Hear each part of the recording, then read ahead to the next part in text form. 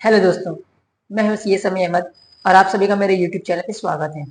आज हम डिस्कस करेंगे सेक्शन 194 आईसी, जो कि बात करता है TDS on specified agreement, means TDS on payment under development agreement.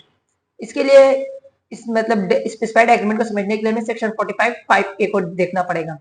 Section 45(5) पे कहता है कि अगर कोई पर्सन है जो कि जिसके पास लैंड है या फिर बिल्डिंग या फिर दोनों है और वो रियल एस्टेट वालों के साथ एक एग्रीमेंट में एंटर होता है कि वो उस लैंड पे कोई बिल्डिंग बनाए या फिर उस पुरानी बिल्डिंग को डिमोलिश कर एक नई बिल्डिंग बनाए, फ्लैट बनाए, और उसमें जो उसको कंसिडरेशन मिलेगा उस पर टीडीएस डिडक्ट किया जाएगा अंडर सेक्शन 194 आईसी के अंडर। लेकिन यहाँ पे एक बात याद रखनी होगी, जो भी कंसिडरेशन उसे कैश में मिलेगा सिर्फ उन्हीं कंसिडरेशन पे ये इस सेक्शन का प्रोविजन एप्लीकेबल होगा।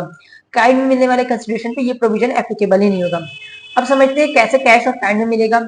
आपके पास लैंड और बिल्डिंग थी, आपने रियल एस्टेट वालों के साथ एग्रीमेंट किया कि वो इस पे बिल्डिंग बनाएंगे, फ्लैट बनाएंगे। अब इसमें काइंड में क्या हुआ कि आपका जो एग्रीमेंट हुआ है उसमें हुआ है कि वो ये इस पे जो बिल्डिंग बनाएंगे उसमें उनका 30 फ्लैट होंगे, उसमें से वो आपको 3 फ्लैट आपको देंगे, यानी 10% का शेयर आपका रहेगा उसमें, और वो कंसिडरेशन भी आपको कुछ देंगे, यानी कैश में भी आपको कुछ पेमेंट करेंगे। तो इस हिसाब से आपको काइंड में भी मिला कंसिडरेशन और कैश में भी। तो जो कैश का पोर्शन आपका होगा उसमें टीडीएस वो डिडक्ट करेंगे अंडर सेक्शन 194 आईसी में। इसमें पेयर इस सेक्शन में कौन होता है? कोई भी पर्सन हो सकता है, पेई कोई भी रेसिडेंट पर्सन हो सकता है।